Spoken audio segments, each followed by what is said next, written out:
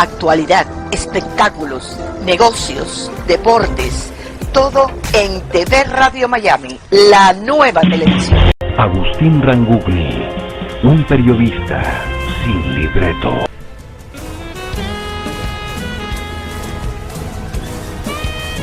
Qué gusto de saludarlo. Como de costumbre, aquí estamos haciendo Portal Miami, programa que emitimos por TV Radio Miami en asociación estratégica con Radio Miami Internacional y todas las emisoras que generosamente toman nuestra transmisión. Cordial saludo a Radio Francia Internacional, a La Voz de América, a Radio Mercosur, a Radio Naciones Unidas, Radio Vaticana, un cordial saludo al Papa Francisco y también, por supuesto, como siempre, nuestro amigo Enrique Llama de Madariaga en FM Milenio en Punta del Este. A todos ellos, muchísimas gracias.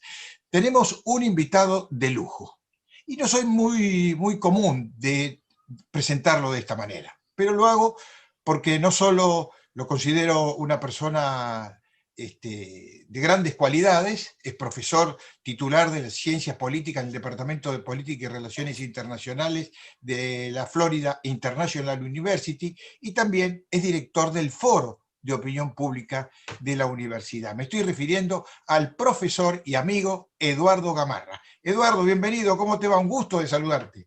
No, el gusto es mío y gracias por esa generosa presentación, pues. No podía ser menos, no podía ser menos. En este marco que estamos viviendo tenemos que tratar de reconocer a los que más saben para poder consultarlos. Y esto es lo que me motiva a llamarte porque quiero saber cómo estás viendo este escenario de crisis política que vive los Estados Unidos luego de este escándalo terrible que fue el asalto de los seguidores de Trump al Capitolio.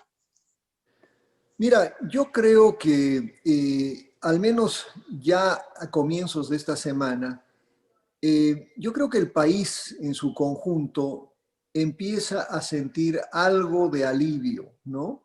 En el sentido de que nos vamos alejando un poco de los momentos más álgidos de la crisis. Si bien los elementos de la crisis siguen latentes, ¿no? Yo creo que se ha logrado demostrar sobre todo que acá en este país hay una institucionalidad muy fuerte que es esencialmente lo que hace que podamos sobrevivir momentos tan difíciles como por ejemplo fue pues el 6 de enero.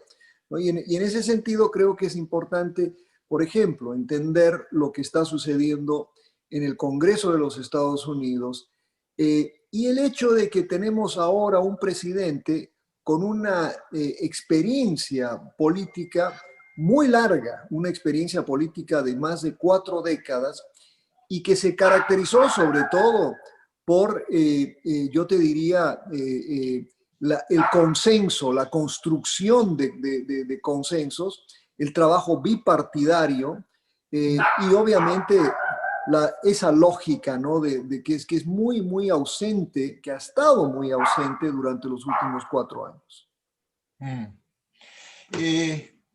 Más allá de que evidentemente un presidente americano se convierte en enfrentar no solo un impeachment, sino 2, por haber incitado a los disturbios que estallaron en el Capitolio. ¿Cuál es la visión que crees que puede tener Trump de este suceso y qué te imaginas que puede estar esperando como resultado del impeachment? Mira, como bien sabes, el expresidente Trump es una persona que rompió todo, ¿no? Rompió con todo el protocolo, rompió con las prácticas tradicionales y de hecho fue tan, digamos, diferente como presidente que nos dificultó la vida a los politólogos, a los profesores, porque acostumbrados a explicar las cosas dentro de esquemas y modelos tradicionales de la política norteamericana, fue muy difícil entender o tratar de explicar el comportamiento de Donald Trump. Y ahora, como ha vuelto a estar en oposición, digamos, también creo que debemos esperar un comportamiento poco tradicional. Él sigue, por ejemplo, con la lógica esta de que hubo un fraude electoral, a pesar de que no hay ni un ápice de evidencia de que hubo fraude. Más bien todo lo contrario. Sigue con la idea, ¿no? de que él ganó la elección por goleada, para usar un término futbolístico, ¿no? Y en ese sentido, tiene unos seguidores, ¿no? Que, como muy bien él señaló hace 4 o 5 años en la campaña, él dijo en una ocasión que si él fuera a la Quinta Avenida y disparara contra Sí. cualquiera, que no le pasaría nada. Y yo creo que todavía esa inmunidad que tiene con sus seguidores continúa. Y eso ha sido alimentado pues precisamente con todas estas teorías de conspiración que maneja sobre todo la extrema derecha racista, supremacista blanca, neonazi, ¿no? Que ha surgido y que se ha sentido identificada con los mensajes y por lo menos la no condena del presidente Trump. Y eso hace pues que sea un grupo difícil de manejar y difícil de predecir su comportamiento. Pero, Eduardo, más allá de su propio ego, ¿qué significa para el presidente Trump, el expresidente, hoy que 10 miembros del partido rompieron con él, apoyan la resolución, entre ellos Liz Cheney, la tercera republicana más importante de la Cámara Baja, hija del ex vicepresidente Dick Cheney, que también desertó? ¿Qué significa para él todo esto? Mira, para él yo creo que es algo sorprendente, ¿no? Porque él estaba convencido que todo el Partido Republicano era suyo y que lo iba a seguir pues hasta el final. Y de hecho fue así hasta el 6 de enero. Y yo creo que, por ejemplo, si el 6 de enero se hubiera quedado en una manifestación, quizás el resultado hubiera sido diferente para Trump. Igual se hubiera posesionado Joe Biden, pero que creo que él no tendría hoy este problema dentro de un partido republicano que está ese partido sí está en una severa crisis. Y está en una severa crisis porque hay un liderazgo tradicional que está tratando de rescatar al poder republicano y rescatar el conservadurismo real en este país. Un conservadurismo no racista, un conservadurismo en lo económico, un conservadurismo sí en lo político, pero no extremista ni racista. Y ese grupo es un grupo limitado y no tiene la capacidad de movilización que tiene el presidente Trump. Mira, Agustín, solo darte dos datos de encuestas, ¿no? El 89% de los republicanos encuestados piensa que el expresidente Trump no incitó a la violencia en el 6 de enero.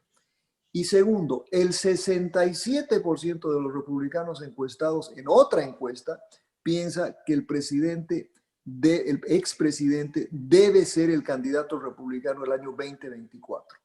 Eso te dice mucho sobre ese partido y lo dividido que está, ¿no? Por supuesto. Sin embargo, dentro del riñón de su seno político, el líder de la mayoría republicana, Mitch McConnell, que estaba complacido de que Trump estuviera a punto de ser acusado y va a participar activamente a que concretamente termine acusado. Mira, yo creo que es una esperanza de muchos, ¿no? Porque la verdad es que Mitch McConnell fue cómplice de Donald Trump durante los últimos 4 años. Fue cómplice quizás hasta el 6 de enero, ¿no? Y inclusive la semana pasada Mitch McConnell votó precisamente para o sea, con la mayoría, con los 45 republicanos, que básicamente dijeron que no correspondía este juicio político a un expresidente, que el impeachment solo se refiere a presidentes en ejercicio. Entonces, es un mensaje mixto, aunque anoche, ¿no? O antes de ayer dio una declaración sobre esta infame nueva congresista de Georgia, ¿no? Entonces, McConnell, yo creo que habrá que observarlo. Ojalá juegue un rol precisamente para preservar un sistema de partidos. Este ha sido... Mira, el presidencialismo funciona bien cuando tienes 2 partidos, ¿no? Y este país ha funcionado muy bien gracias a eso. Yo creo que si tenemos el surgimiento de un tercer partido, particularmente de un partido con las características de lo que trae Trump, pues vamos a entrar en periodos muy interesantes desde la politología, pero quizás no muy buenos para el país. Tú como profesor lo has dicho muy bien, son 231 años de historia en los Estados Unidos que siempre funcionó bien. Lamentablemente llegamos a este punto, veremos cómo sigue. Te quiero preguntar, ¿cómo ves al presidente Biden en sus primeros pasos? Bueno, mira, yo creo que hay una tendencia, pues obviamente en el contexto de la polarización que aún vivimos, ¿no? A ser muy, muy críticos de su primera semana y media, en realidad. Si uno ve Fox News o uno escucha, pues obviamente la radio, digamos, vinculada al presidente Trump, uno pensaría pues que el país está yendo al diablo, ¿no? Y que todo va mal y todas las decisiones del presidente son malas. Y ese es parte del problema que él tiene. Por otra parte, ¿no? Hay algunos que piensan que el presidente Biden no ha tenido la cortesía de los primeros 100 días, ¿no? Que no tuvo ni 6 días. En este estado de prácticamente de guerra me parece difícil hacerlo. Exacto, o sea, no ha tenido 100 días porque tiene la pandemia, tiene una crisis económica que está acá a las puertas y obviamente tiene que lidiar con esas cosas, además de tener que lidiar con, pues obviamente, un mundo cada vez más complejo. ¿Qué te parece las primeras medidas que ya ha tomado, por lo menos se han hecho públicas en principio, de cambios en la política migratoria que había instalado Donald Trump y que aquí se está desarmando y construyendo una nueva? ¿Cómo ves este punto que es bastante importante? Mira, yo te diría tres cosas muy breves. Primero, que por lo menos durante las últimas 2 décadas ha habido una, ¿cómo te diría? Pues la necesidad de una reforma migratoria y es reconocida por ambos partidos. Pero sin embargo no se ha logrado un consenso y entonces este problema se lo ha impulsado cada vez más adelante y sin resolución. Segundo, que el Partido Demócrata, lejos de ser el partido de las fronteras abiertas, ¿ya? Lo que está propugnando el presidente Biden es más bien una reglamentación de lo que está sucediendo en la frontera, porque hay una acumulación de tantos años. Y como él mismo menciona, 11 millones de personas que viven en este país indocumentadas, pero que han estado pagando impuestos, enviando a sus hijos al colegio, o sea, han sido ciudadanos productivos que han contribuido a la grandeza de Estados Unidos y que no corresponde simplemente tratar o intentar de deportarlos. Obviamente, lo que proponen como reforma migratoria es un proceso de reforma donde se separe a aquellos que verdaderamente merecen estar acá y a los que no merecen estar acá. Claro, está bien. ¿No? Entonces, todo país necesita una política migratoria. Por Yo creo que eso no hay ninguna discusión al respecto. El problema y el tercer punto es que desde la óptica republicana, todo lo que haga el presidente Biden en materia Sí. es visto mal y es visto primero como las fronteras abiertas. Acá vamos a dejar que todos vengan, no importa, y van a venir a quitarnos los trabajos, ¿no? Y tú sabes que en este país tenemos una ecuación demográfica que no nos favorece, porque tenemos una población envejeciente y no tenemos o sea, el ingreso a la fuerza laboral hoy, o sea, gente que cumple 18 años, ¿no? Es muy pequeña. Y lo que pasa con nosotros, ¿no? Los ya mayores de algunos años, ¿no? Alguien tiene que pagar por nuestro seguro social. Claro, sí, y esa seguro. ecuación ahora es cada vez más trabajadores menores de 30 años que tienen que pagar por nuestro retiro, ¿no? Y esa ecuación no va a funcionar si es que continuamos limitando el ingreso de inmigrantes, ¿no?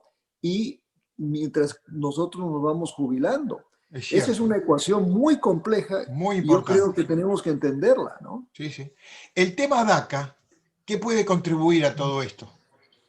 Bueno, DACA es otro de esos temas controversiales porque tenemos pues obviamente una cantidad no significativa, no son millones de millones, ¿no? Sino llegarán a 1,5 millones, ¿no? De muchachos y muchachas que llegaron acá indocumentados con sus papás y que ahora pues el presidente Obama fue el primero en básicamente prevenir su deportación y el presidente Trump pues obviamente revirtió esa decisión y ahora con la reforma migratoria que propone, ya con la directiva presidencial del presidente Biden, eso se suprime. Entonces, estos muchachos por lo menos no van a ser deportados. El paso que falta es darles un estatus legal para que puedan, ¿no?, tener un camino hacia la ciudadanía Claro. o por lo menos hacia la residencia legal y permanente. Hay un punto, profesor, que sería muy interesante por lo menos darle un contexto y ver en qué puede jugar en todo esto, ¿no? Que es lo que ya anunció el propio presidente Biden de apoyo a países de Centroamérica, buscando ayudar para crear más empleo, para combatir la corrupción, el crimen en esos países, donde precisamente proceden gran parte de los inmigrantes que llegan acá a los Estados Unidos. Sí, mira, yo creo que lo que, lo que de mayor, o sea, ¿cómo te lo explico para poder entrar en materia? Me parece, ¿no?, que dentro del contexto que vive Estados Unidos hoy, eh, las iniciativas del presidente Biden necesitan ser iniciativas bipartidarias. Entonces, cualquier idea como la que Sí, tú acabas de manifestar no va a tener mucho éxito si no consigue apoyo del Partido Republicano. Por eso reitero siempre que la gobernabilidad del país en este momento gira en torno a la capacidad del presidente de invitar a miembros del Partido Republicano a cogobernar con él. Y por eso la reunión de anoche fue muy importante. ahora, evidentemente el presidente Biden tiene la gran posibilidad de llevar adelante muchos proyectos que puedan tener la oposición republicana, porque hoy va a tener en el Congreso todo a su favor. O sea, donde haya que discutir algo, está la vicepresidenta que decide a su favor. Sí, pero eso es cierto solo en parte. Primero por el siguiente tema. Hay una cuestión en el Congreso, en el Senado, que se llama el filibuster, ¿no? Que no solo es la capacidad de, cuando se le da la palabra a un senador, ese senador puede hablar de manera, o sea, puede hablar hasta pasado mañana si le da la Exacto. gana, leer Sí, sí, recetas de sí. lo que sea, ¿no? Ted Cruz, el último en hacerlo, empezó a leer, ¿no?, historietas o como se llama, libros para niños, por ejemplo. Pero además se requiere 60 miembros del Senado para aprobar leyes. Eso quiere decir que hay necesidad de 10 senadores republicanos, ¿no? Entonces, una parte del debate hoy es la eliminación del famoso filibuster para poder legislar con 51 votos, ¿no? Y ahí es donde la vicepresidenta sería extraordinariamente importante. Pero eliminar el filibuster ahora también es apostar el futuro, porque puede ser que en un futuro, ¿no?, le toque a los demócratas estar del Sí, otro claro. lado, Sí, ¿no? sí, sí. Sí, tarde o temprano se devuelven las cartas, ¿no? Exacto. Está. Económicamente, ¿tú crees que salimos de este pantano en que está viviendo el país a consecuencia de la pandemia? Bueno, yo creo que hay muy buenas noticias en el futuro próximo. Hay en todo el mundo ya creo que son 7 vacunas, ¿no? Y eso es muy importante porque Yo creo que entre todas esas vacunas, pues se logrará avanzar de tal manera que pues, la humanidad en su conjunto tendrá pues una respuesta, por lo menos no mejor de la que hemos tenido hasta ahora, Ujú, y podamos reactivar las economías. ujú. Ahora bien, la implementación es difícil y la implementación, sobre todo porque la implementación por parte del presidente Trump fue tan politizada que lo que heredó Biden ha sido difícil, ¿no? No tenía a cabalidad la cifra exacta de vacunas disponibles, la distribución fue pues también una especie de invento. Entonces, en la medida en la que este gobierno pues maneje, ¿no?, esa situación mejor, vamos a ir por buen camino. Pero todo depende de la capacidad de producción de estas compañías de Pfizer, ¿no? De Pfizer, de Moderna, de Johnson Johnson y otras, ¿no?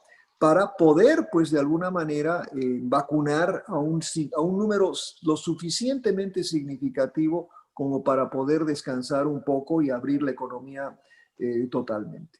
Profesor, por último, estamos ante un proceso muy interesante que se está dando en Palm Beach, donde las autoridades de la zona están analizando las posibilidades de sacar a Trump, de acuerdo a un supuesto compromiso que él asumió hace muchos años de no vivir allí. Eh, ¿Qué imaginás que puede pasar con esta situación? Bueno, es algo que yo creo que Palm Beach, que una ciudad muy conservadora a propósito, ¿no? Donde hay muchísimo dinero, como bien sabes.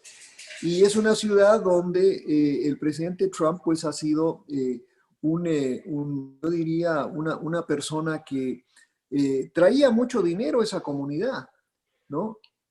Pero ahora que, bueno, cuando llegó como presidente, la ecuación empezó a cambiar un poco, porque la comunidad empezó a gastar mucho más de lo que ellos suponían en cuestiones de seguridad. Y ahora, inclusive, no es solo el tema de que si debe o puede o no puede vivir en el hotel, en Mar-a-Lago, en este resort, ¿no?, club del cual él es dueño, pero más allá de eso, que es que ese tema yo supongo que lo resolverá él de manera privada con los socios del club. Pero el problema central para Palm Beach es el gasto que ahora significa el presidente Trump, De porque el seguridad y gasto todas en esas cosas. seguridad y todo, por cada vez que se mueve, ¿no? Porque mira, si bien hay locos de la derecha en este país, también hay locos del otro lado que amenazan la vida del Sí, sí. expresidente. Entonces el costo de seguridad es muy grande. Y yo creo que ahí está el dilema central, porque ¿quién paga eso? El gobierno federal paga una parte, la otra parte la tiene que pagar el contribuyente en Palm Beach. Por último, para no molestar más espero tu descanso de este día, que se corta en dos, de la mañana y la tarde, y al mediodía estamos un poco más relajados. Y te agradezco mucho tu atención de haberme atendido. Placer. ¿Tú ves la posibilidad de una presentación a futura presidente de los Estados Unidos, a su hija, a la hija de De Trump? Trump. Bueno, ese rumor ha estado corriendo pues, ¿no? Durante las últimas 2 semanas, pero sobre todo ha estado en boca de muchos en este estado la posibilidad de que Ivanka Trump sea la candidata a Senado, ¿no? Que sea la contrincante del hoy senador Marco Rubio, ¿no? Y eso pues obviamente ha sido quizás el rumor más comentado. Sí. Y ser senadora, pues es un paso lógico posteriormente para presentarse como candidata a la presidencia, ¿no? Veamos, ¿no? Yo creo que va a ser muy interesante porque si bien Trump puede ser que no llegue a ser candidato, el trumpismo no ha desaparecido. No, no, para nada. Y el trumpismo puede ser la continuidad con sus hijos o puede ser, ¿no? De alguna otra forma. Y por eso es que tantos actores del Partido Republicano están, o sea, ¿cómo te diría? Temen alejarse de Trump. Sí, sí. Temen alejarse de Trump y más bien quieren ser ellos los que heredan, ¿no? La antorcha esta de la derecha republicana. Bueno, lamentablemente esta posibilidad está generando lo que viene para los próximos años de gran tensión y enfrentamiento, lamentablemente, ¿no? Porque el trumpismo llegó para quedarse y para enfrentarse con todo el mundo de la manera agresiva como lo hace. Son así, no podemos negarlo. No, esa es la realidad política y vivimos en democracia, ¿no? Así es. Lo importante desde mi punto de vista es que el Partido Republicano resuelva sus problemas internos y ojalá los resuelva de una manera en la que esos grupos que asaltaron al Estado el 6 de enero sean controlados, porque esos grupos no merecen, ¿no? Ser parte de un partido tradicional y democrático como ha sido históricamente el Partido Republicano. Profesor, ya tengo listo cerrar porque estoy abusando de tu generoso tiempo, pero quiero preguntarte nada más que esto. ¿Cómo está funcionando el Foro de Opinión Pública ahí en la universidad? ¿Es también abierto al público y es en español o en inglés? Hacemos las cosas en ambos idiomas, pero Ajá. sobre todo lo que estamos tratando de hacer es monitorear, pues, qué piensan los hispanos en la Florida, sobre todo, pero también, pues, en menor grado a nivel nacional, vía encuestas, vía, pues, obviamente, investigación, y hacemos diferentes foros con diferentes grupos de la comunidad, grupos venezolanos, grupos colombianos, etcétera. Y siempre estamos pues tratando de acercarnos a distintos segmentos de la comunidad y obviamente lo hemos hecho en alguna ocasión, nos hemos acercado a la comunidad argentina también. Claro que sí. ¿Eso se hace en forma digital, se hace o presencial? Bueno, hasta la pandemia lo hacíamos presencial, ¿no? Sí, claro. Ahora, y lo hacíamos inclusive con la comunidad venezolana hicimos varios ejercicios en restaurantes, ¿no? Pero pues obviamente desde la pandemia hemos intentado hacerlo más de manera digital, ¿no? Y son conversaciones sobre una variedad de temas, ¿no? O sea que nos encantaría pues hacer algo con la comunidad argentina o por desde ya sabes que de mi parte estoy a tu entera disposición y me encantaría participar de ahí porque ahí sí de verdad se aprende, ahí, escuchando a la gente. Así es. Profesor, muchísimas gracias por esta generosidad, ¿eh? Un gran abrazo. Un placer. Que sigas muy bien. Eduardo Gamarra, Bueno. Profesor titular de Ciencias Políticas y del Departamento de Relaciones Internacionales de Florida International University. Hacemos la pausa, venimos.